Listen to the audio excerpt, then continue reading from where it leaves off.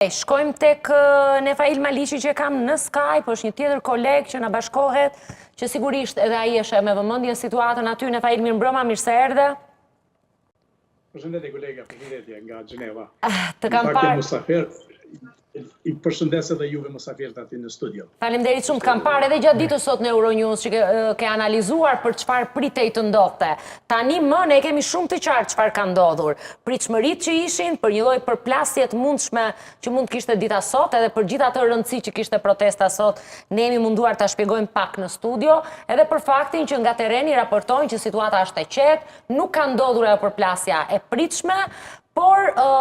pak a shumë qytetarët po largohen. Megjithëse kur flasim për një shifër aq të madhe sa ajo e mbledhur sot në Beograd, edhe sikur 1/10 të mbeten, prap është shumë domethënëse. Më thuaj si e ke parë ti ditën e sotme dhe rëndësinë që ka pasur kjo e sotmja në gjithë vazhdën e protestave në Serbi.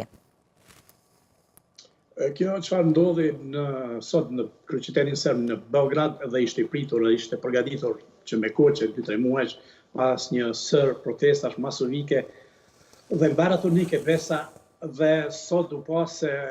i arritje dhe kulminacioni i këtyre protestave, duke lirisht mund të them se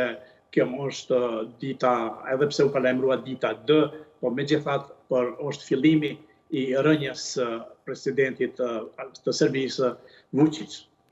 sepse ai ashtu kështu tashti u mbështet për muri dhe janë ditët tashti ose orët e numëruara, sepse protesta nuk do ndalet deri këto, por do të shkojnë deri në fund,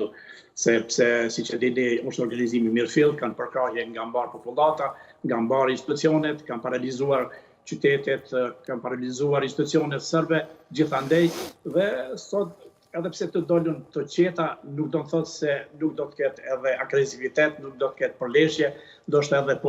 puç militer, por puç ushtarak, do me thonë, mund të ketë në të ardhmen, sepse vetë edhe këtu, edhe pse ishin të qeta, i prite Vučićit të ishtin agresive,